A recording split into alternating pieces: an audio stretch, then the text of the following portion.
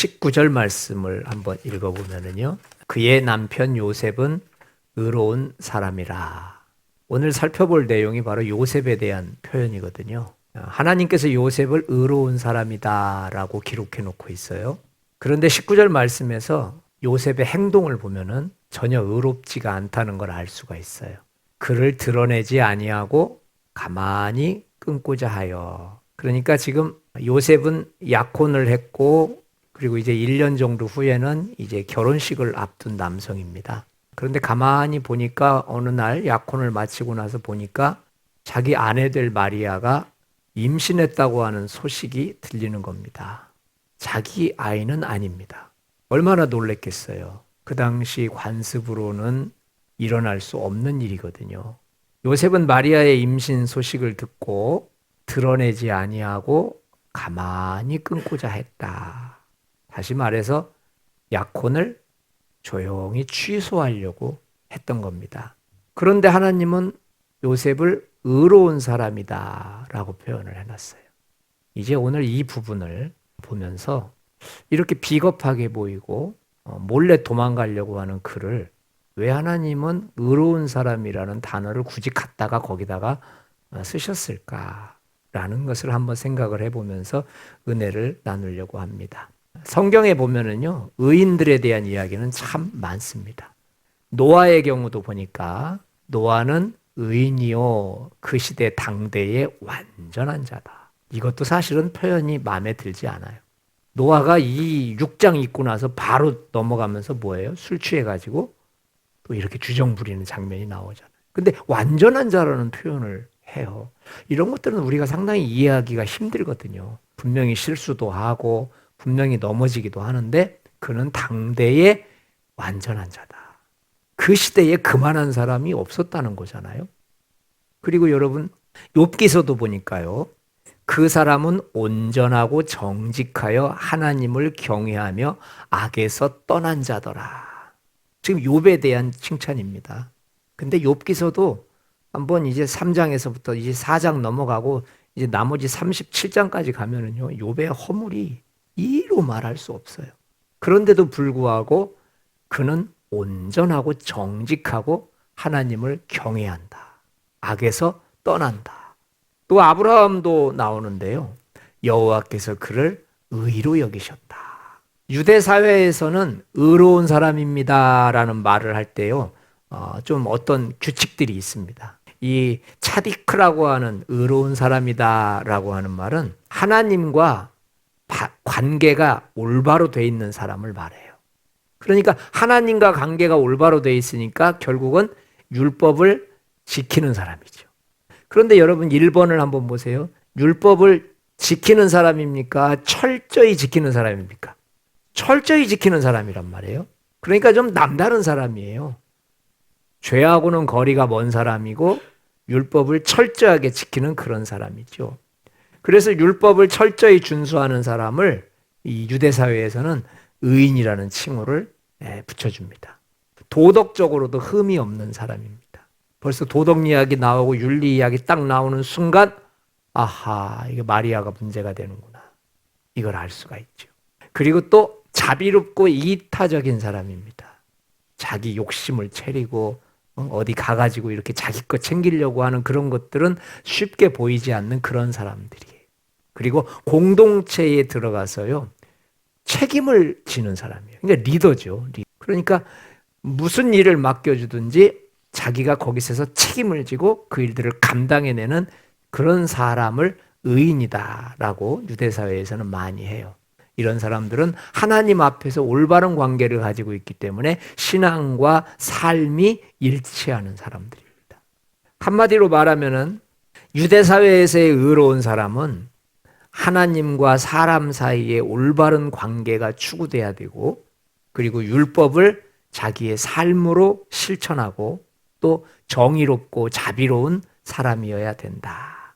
그런데 지금부터 제가 이제 한번 이 기준을 기점으로 해가지고 한번 요셉을 한번 훑어보자고요. 요셉이 과연 어떻게 행동을 하는가. 특별히 자기 아내들 여인이 임신했다라고 하는 소식을 딱 들었을 때 요셉이 받았을 충격은 참으로 컸을 것입니다. 19절 말씀 한번 다시 한번 읽어봅시다. 그의 남편 요셉은 의로운 사람이라 그를 드러내지 아니하고 가만히 끊고자 하여. 요셉이 지금 얼마나 큰 충격을 받았는지 19절에 다 나와 있어요. 그의 남편 요셉은, 요셉의 위치를 정확하게 저자가 말해주고 있어요. 요셉은 누굽니까? 남편입니다. 약혼자가 아니에요. 남편으로 성경 저자는 아예 쐐기를 받고 있어요. 그러니까 남편이란 말을 그곳에 넣은 이유가 있겠죠. 너는 남편이다. 너는 책임져야 될 사람이다. 지금 저자가 그 얘기하고 있는 거예요. 그의 남편 요셉은 이란 말은 성경 저자와 지금 갈등하고 있는 요셉이 서로 싸우고 있다는 걸 알 수가 있어요. 요셉은 남편이 되었을 때 세 가지 면에서 책임을 져야 되거든요. 그는 법적인 책임을 져야 됩니다. 유대 전통에서 여러분 약혼은 단순한 약속이 아닙니다. 약혼하는 순간부터 법적으로 효력이 발생해요. 결혼한 것과 똑같습니다. 그러니까 결혼식은 결혼에서 시작되는 게 아니고 약혼식에서부터 결혼식이 시작되는 겁니다.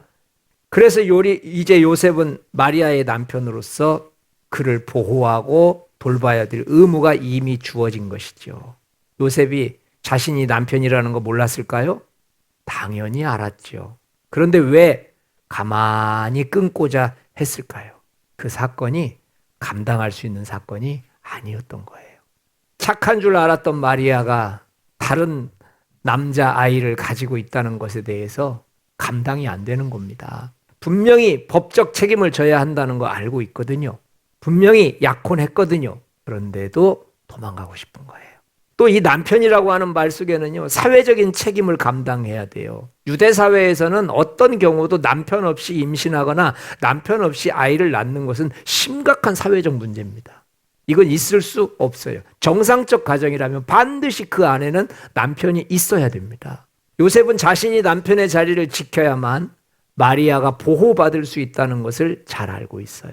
그래서 그 남편의 자리를 지켜야 마리아도 사는 것이고 앞으로 태어날 아기도 명예와 지위를 빼앗기지 않을 수 있어요. 다 알고 있는데도 불구하고 도망가려고 해요. 감당이 안 되는 거예요. 짐이 너무 무거운 거예요. 그리고 또 그는 남편이기 때문에 가정의 보호자로서 책임을 감당해야 될 임무가 있어요.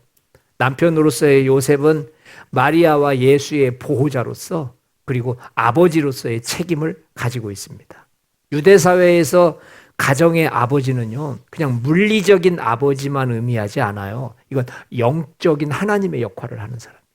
그래서 이 남편이다, 아버지다라고 하는 말을 할 때는요, 모든 신앙적인 영적 기준의 그런 역할을 감당합니다. 다 알고 있지요. 그런데 요셉은 드러내지 아니하고 가만히 마리아와의 관계를 끊으려고 해요. 지금 요셉의 심리적인 상태예요. 그리고 또 두 번째 보면요, 요셉은 의로운 사람이다. 의로운 사람. 아까도 살펴봤지만 요셉이 의로운 사람이 되기 위해서는요, 두 가지를 충족시켜야 돼요. 하나는 율법을 선택하든지 아니면 자기가 가장이 됐으니까 가정을 선택하든지.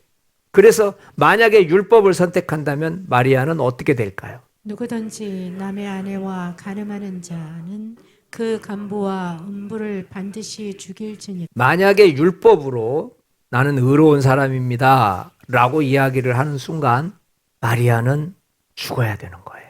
이것은 아내와 간음하는 자는 하면서 반드시 죽일지니라. 신명기서에도 보니까 약혼한 후에 어떤 남자와 동침을 하게 되면 돌로 쳐서 그 자리에서 죽여라. 의로운 요셉이 율법적인 의로움을 선택했다면 마리아는 어떻게 돼야 되죠? 보는 데서 돌로 맞아서 죽어야 돼요. 율법적으로 의로움을 사용하면 안 됐어요. 요셉은 이걸 할 수 없었던 이유가 양쪽 가족들이 이 사실을 알면 안 되는 거예요. 지금 마리아 편에서도 아직 아무도 모르고 있고 요셉의 가족들도 아무도 모르고 있어요. 근데 만약에 이것이 수면 위로 이렇게 올라오게 되는 순간 이제는 가족들뿐만이 아니고 그 지역의 마을 사람들 그리고 지역의 모든 사람들까지 다 알게 되는 거예요. 그렇게 일이 커지는 것을 요셉은 절대 원하지 않아요. 어떻게 할 수 있죠? 가만히 끊고자 했잖아요. 그리고 율법이 아니라면 요셉은 가정을 선택했어야 돼요. 가정을 선택한다면 마리아의 임신을 못 본 척하고 아무 말 없이 남의 아이를 받아들여야 되는 거예요. 이게 남자로서 가능할까요? 매일매일 아내의 몸 상태가 변화되고 배가 불러오는 상황에서 요셉은 아마 제정신으로 살지 못했을 거예요.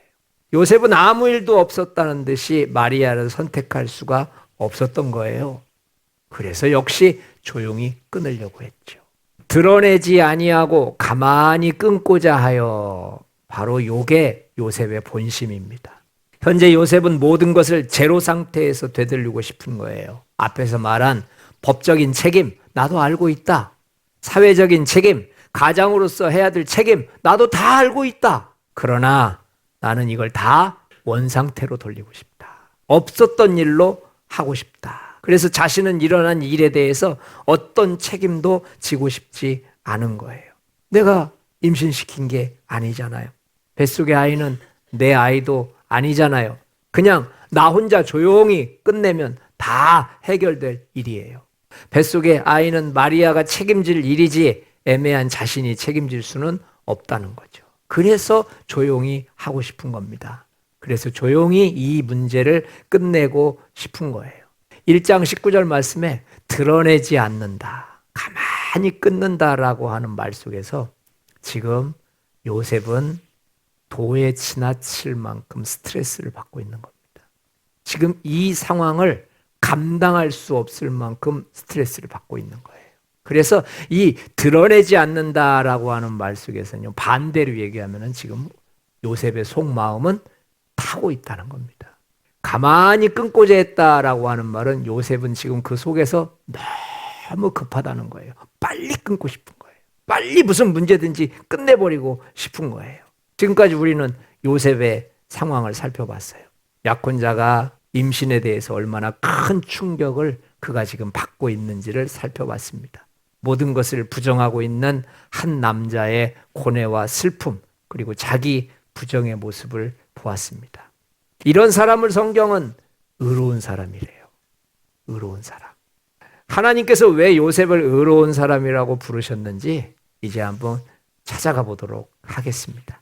22절, 23절을 같이 읽지요. 이 모든 일이 된 것은 주께서 선지자로 하신 말씀을 이루려 하심이니 이르시되 보라 처녀가 잉태하여 아들을 낳을 것이요 그의 이름은 임마누엘이라 하리라 하셨으니. 하나님께서 요셉을 보면서 의로운 사람이다라고 말씀하시는 것은 22절 때문이에요. 주께서 선지자로 하신 말씀을 이루려 하심이니. 하나님께서 요셉을 의로운 사람이라고 부르시는 것은 요셉에게는 하나님의 말씀을 이루어 드리려는 마음을 가지고 있었기 때문이에요. 이것이 아주 중요합니다. 가만히 끊고 마리아를 조용히 떠나라고 했던 그가 어떻게 순식간에 마음이 바뀔 수가 있죠? 없던 일처럼 하고 싶었던 그가 지금은 전혀 다른 사람으로 의인의 위치에서 일하고 있는 거예요. 우리 20절 말씀을 보면은요, 이 일을 생각할 때에 지금 이 요셉이 계속 고민하면서 마리아 일을 생각하고 있는 거예요. 그럴 때에 누가 나타나시죠? 주의 사자가 현몽하여 이르되, 한번 읽어봅시다. 다윗의 자손 요셉아, 시작. 다윗의 자손 요셉아 내 아내 마리아 데려오기를 무서워하지 말라. 그에게 잉태된 자는 성령으로 된 것이라. 지금 이 짧은 외마디 하나 때문에 요셉은 자신의 생각을 바꿔버렸어요. 아내를 떠나려고 했던 생각을 바꿔버렸어요. 약혼을 취소하려고 했던 생각을 바꿔버렸어요. 주의 사자가 나타나서 이 말씀 하나를 딱 했어요. 처녀가 잉태하여 아들을 낳을 것이다. 그에게 잉태된 자는 성령으로 된 것이라는 거죠. 이 말을 믿는 게 쉬울까요? 믿지 않는 게 쉬울까요? 여러분, 저 여인이 애를 가졌는데 저 애는 성령님이 갖게 하신 거예요. 믿겨지십니까? 믿는 게 편합니까? 안 믿는 게 편합니까? 안 믿는 게 편하죠. 누구의 씨예요? 이것도 아니고 저 여인이 잉태한 저 생명은 성령께서 잉태케 하신 것이다. 바로 여기서 내가 하나님의 사람인지 세상 사람인지가 드러나는 거예요. 요셉은 드러내지 않고 가만히 끊고자 했습니다. 이게 요셉의 진짜 마음이에요. 그런데 당연히 받아들이기 싫죠.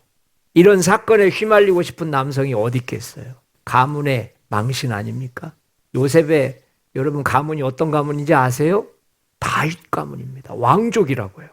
그런데 이 여인으로 말미암아 왕족의 큰 망신거리가 될 수도 있어요. 또 집안 망신입니다. 자기 부모님에게 가서 자기 형제들에게 가서 성령으로 잉태된 여인이야. 이 아이는 성령으로 잉태됐어.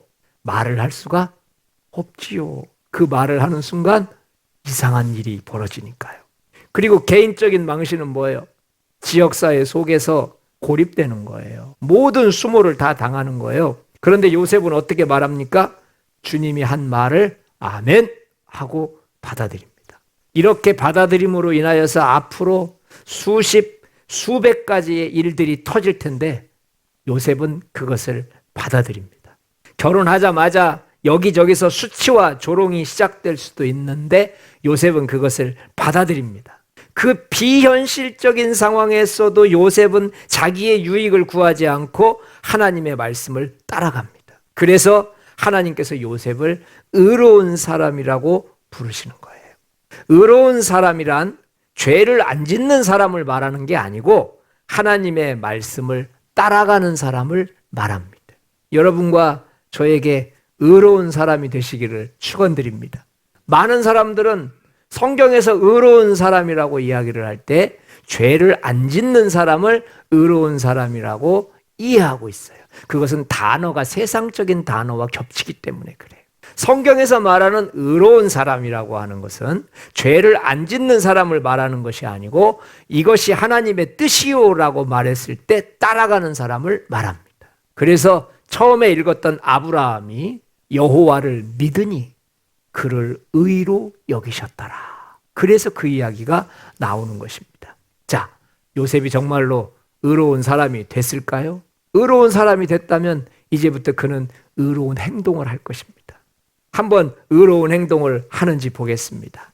우리 24절 한번 같이 읽어봐요. 요셉이 잠에서 깨어 일어나 주의 사자의 분부대로 행하여 그의 아내를 데려왔으나 누구를 데려왔어요? 아내를 데려왔어요. 여러분, 변화되기 전에 요셉은 만약에 아내를 데려왔다면 아내가 아니죠. 폭탄을 데려온 거죠. 그냥 터지면 끝나는 거예요. 다 죽는 거예요. 그런데 아내를 데려왔어요. 평생 감당해야 될 폭탄을 자기 집으로 싹 모시고 온 겁니다. 변화됐지요. 두 번째는 무엇이냐면 25절인데요. 아들을 낳기까지 동침하지 아니하더니 동침을 하지 않습니다. 그 여인이 지금 가지고 있는 그 태아가 하나님의 뜻으로 하나님께서 주신 생명인 것을 인정하는 겁니다. 그래서 생명을 존중해주고 인정해주는 마음으로 마지막까지 마리아를 지켜주는 거예요.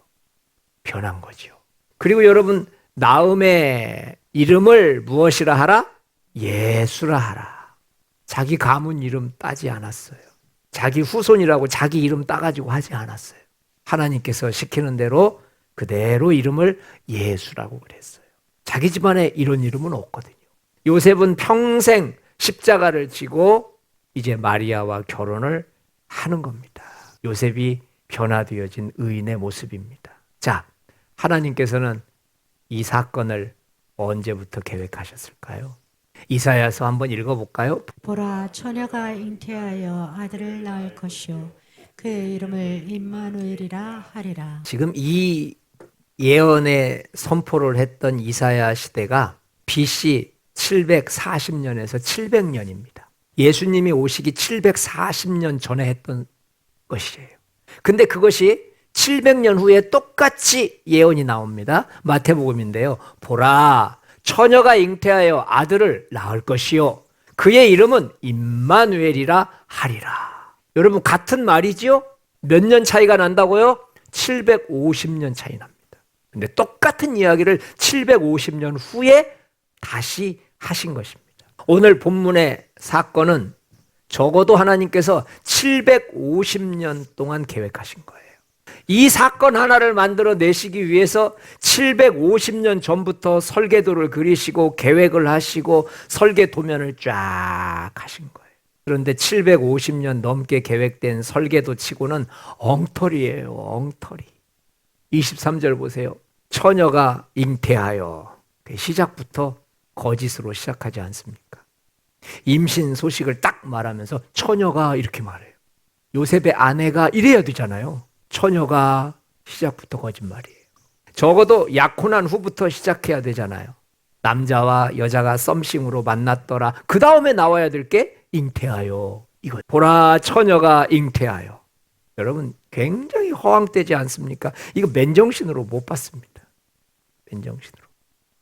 여러분과 제가 처녀가라는 말 그리고 임신했다라는 말을 자연스럽게 받는 것은 왜 그럴까요? 왜 우리는 그런 말들을 그냥 받을까요?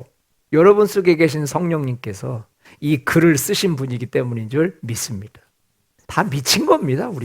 우리는 지금 제정신이 아닙니다. 처녀는 혼자서 임신할 수 없습니다. 처녀는 절대로 혼자서 잉태할 수 없습니다. 그런데도 하나님께서는 보라 처녀가 잉태하여 아들을 낳을 것이요 라고 말씀해버리십니다. 그런데 잉태 조건이 뭡니까? 20절에 보니까 성령으로 된 것이라. 이건 더 엉터리예요. 이 말씀을 안 믿으면 끝나는 거죠. 안 믿으면 수백 년 동안 계획이 숲으로 돌아가는 거예요. 약속의 말씀대로 다윗의 자손들 중에서 또 누군가를 선택해야 돼요. 이걸 안 믿어버리면 또 다윗의 자손으로 가셔야 되는 거예요. 약속의 말씀대로 부부가 될 두 사람을 다시 선택해야 돼요. 또 다시 똑같은 세팅을 하고 똑같은 계획을 짜야 돼요. 또 아마 수백 년이 걸릴 수도 있어요. 전혀 앞뒤가 맞지도 않는 하나님 말씀을 듣고서 아멘 아멘 하고 말할 수 있는 사람을 하나님은 또 찾아내셔야 되는 거예요. 그런데 여러분 한 사람은 찾을 수 있지만 두 사람을 함께 찾는 것은 쉽지 않을 거예요. 이 엉터리 말 처녀가 아이를 가질 거래. 성령으로 아이가 태어날 거래. 이런 엉터리 말을 들었을 때 아멘 하고 말할 수 있는 두 사람을 찾는데 700년이 걸린 겁니다. 다윗의 집안에서 나와야 되고 남편도 이 엉터리 말을 했을 때 아멘 이렇게 바보처럼 얘기해야 되고 또 결혼할 그 아내도 말해요. 너의 몸을 통해서 아이가 태어날 것이다 그랬는데 오 주여 아멘. 여러분 이게 지금 다 엉터리예요. 엉터리. 그런데 하나님께서 이 세팅을 하시는데 750년이 걸렸어요. 약속한 대로 그 가문으로 가셔야 되고 그곳에서 남자와 여자를 선택해야 되고 이 말을 들었을 때 거부 반항 일으키지 않고 전혀 엉터리라고 말하지 않고 주님이 말씀하셨으니 그렇게 될 것입니다 라고 말할 수 있는 사람을 찾는데 이렇게 오랜 시간이 걸렸어요. 드디어 하나님의 말씀에 온전히 순종할 수 있는 두 사람을 찾아내셨습니다. 하나님은 이 두 사람에게 무슨 일을 하셨을까요? 20절에 가보면은요, 약속대로 다윗의 자손 중에서 한 사람 요셉을 찾으셨고요. 그리고 주의 사자를 보내셨고 또 요셉에게 하나님의 계획을 쫙 말합니다. 그런데 그게 믿겨지더라는 거예요. 24절에 보면은 요셉은 처녀가 잉태해서 아기를 낳을 거라는 말을 전혀 거부하지도 않고 불신하지도 않고 그냥 당연하다는 듯이 받아들입니다. 마리아에게서 도망가려고 했던 그가 어떻게 이렇게 쉽게 받아들였을까요? 마리아의 중보기도가 있었다는 것을 아셔야 돼요. 마리아는 성령으로 잉태되어진 그 말을 들었던 바로 그 시간부터 요셉을 위해서 기도했던 거예요. 하나님, 이건 내가 감당할 수 없습니다. 내 몸에서 하나님이 일하실 때 나는 그것을 알고 있지만 나와 함께 혼인한 저 남자는 모르지 않습니까? 주님께서 저 남자의 마음도 돌려주십시오. 요셉의 고민이 무엇이었을까요? 분명히 눈 뜨고 보면 거짓말 같은데 눈 감고 기도하면 주의 사자가 한 말이 맞다 그러는 거예요. 누가 봐도 거짓말이고 누가 봐도 잘못된 것 같은데 무릎 꿇고 기도만 하면 그 말이 사실이라고 내 속에서 들려주시는 거예요. 하나님께서는 요셉으로 하여금 남자로서의 자존심을 극복하게 하셨어요. 하나님께서는 다윗의 왕족 집안에서 그가 당해야 할 온갖 수모와 수치스러움을 감당할 수 있도록 힘을 넣어주신 줄 믿습니다. 하나님께서는 요셉이 임신한 여인을 아내로 얻어야 하는 이 비극적인 현실 속에서도 이 사건을 받아들일 수 있도록 순종과 아멘의 믿음을 주셨습니다. 모두가 하나님께서 요셉 속에서 행하고 계신 증거입니다. 어찌 하나님이 이 일만 하셨겠습니까? 마리아의 몸속에서는 하나님께서 아기가 건강하게 자라도록 건강을 책임져 주셨습니다. 그리고 그녀의 생각 속에 들어가서 9개월 동안 흔들리지 않도록 믿음을 붙들어 주셨습니다. 그뿐만이 아닙니다. 마리아는 순수하고 깨끗한 여성이었지만 매우 연약한 여성이었어요. 그래서 하나님께서 마리아의 마음에 들어가셔서 약혼뿐만이 아니고 결혼까지도 포기하지 않도록 그에게 힘을 주셨습니다. 만약에 하나님께서 그녀의 마음과 육체를 잡아주지 않으셨다면 마리아는 임신 중에 주변의 따가운 시선 때문에 아마 결혼까지 꼴이 나지 못했을 거예요. 오늘 본문의 사건은 여러분 750년을 기다리신 하나님의 작품입니다. 주께서 선지자로 하신 말씀을 이루려 하심이니 하나님의 약속된 말씀이 실제로 현실 속에 드러나기까지 이렇게 오랜 시간이 걸렸습니다. 여러분 750년 세월을 지나서 작품 하나가 만들어졌습니다. 그 작품이 바로 예수 그리스도이신 줄 믿습니다. 이 땅에 오신 예수 그리스도는 요셉과 마리아의 믿음의 승리의 열매였습니다. 이 땅에 오신 예수 그리스도는 하나님께서 승리하셨다고 하는 열매입니다. 하나님께서는 이런 요셉의 가문을 의인의 가정이라고 하십니다. 하나님께서는 이런 요셉을 의로운 사람이라고 하십니다. 사랑하는 여러분, 아무리 우리가 황당한 일을 만나도요, 요셉같은 황당한 일을 만나기는 드물 거예요. 결혼식은 두 사람에게 최고의 시간이고 사랑과 또 행복을 누리는 시간이에요. 그런데 주의 천사를 만나기 전까지 요셉은 전혀 이 상황을 이해할 수가 없었어요. 그러니까 요셉은 주의 천사를 만난 그 전과 그 후가 전혀 다른 분위기였다는 걸 알 수 있어요. 우리들도 하나님의 일을 하다 보면은요, 너무너무 힘들 때가 있어요. 요셉처럼 그냥 다 포기하고 가만히 끊고자 할 때가 있어요. 요셉은 자신이 남편이라는 거 알았어요. 내가 파혼을 하게 되면 임신한 저 여인이 어떤 삶을 살 것인지도 다 알았습니다. 그리고 자신이 포기했을 때 저 몸에 있는 태아는 사생아로 태어난다는 것도 알고 있었어요. 그런데도 요셉은 드러내지 않고 조용히 끊고 싶었어요. 왜요? 너무너무 힘들었기 때문이죠. 이 상황을 감당할 수가 없어서 모든 것을 다 알고 있는데도 도망가고 싶었어요. 그런데 요셉의 생각을 바꾸어준 한마디가 있었지요. 주께서 하신 말씀을 이루려 하심이라. 요셉은 주의 천사를 만나면서 하나님의 큰 그림을 봤습니다. 왜 자신에게 엄청난 사건이 찾아왔는지 이해가 되기 시작했어요. 왜 하필 자기 아내가 될 사람이 임신을 한 것인지 알 수가 있었어요. 요셉은 어떻게 해야 이 난관을 피해 갈지를 생각했습니다. 도무지 힘들어서 억울해서 무서워서 시간 견딜 수가 없었다는 것이죠. 그러나 좋으신 하나님께서는 그런 요셉을 찾아와 주신 줄 믿습니다. 그에게 분명히 말씀하셨습니다. 이 모든 것은 주께서 하신 말씀을 이루려 하심이라. 여러분, 모든 일에는 하나님의 목적이 있다는 것을 잊지 마시기 바랍니다. 여러분과 저에게 온 고난과 환난은 질서 없이 온 것이 아닙니다. 무분별하게 찾아온 것이 아닙니다. 하나님이 우리에게 무엇인가 사건을 보내주시고 무엇인가 고난을 보내주실 때는 함부로 보내셨다거나 실수로 보내셨다거나 혹은 무질서하게 보낸 것이 아니라는 것을 믿으시기 바랍니다. 요셉이 주의 천사를 만난 이후에 자신에게 불어닥친 모든 문제가 한꺼번에 이해가 되어지고 통역이 되어지고 번역이 되어졌습니다. 마찬가지입니다. 모를 때는 모든 게 원망이고 불평일지 모르지만 알고 나면 아름다운 추억일 뿐입니다. 요셉은 생각이 바뀌고 행동이 바뀌기 시작했습니다. 말도 안 되는 소리가 믿겨지기 시작했습니다. 처녀가 잉태한다는 말이 믿어지는 겁니다. 성령으로 잉태했다는 말이 믿겨지는 겁니다. 이제부터 요셉은 이 엉터리 말처럼 보이는 이 말이 하나님의 말씀으로 믿겨지는 것입니다.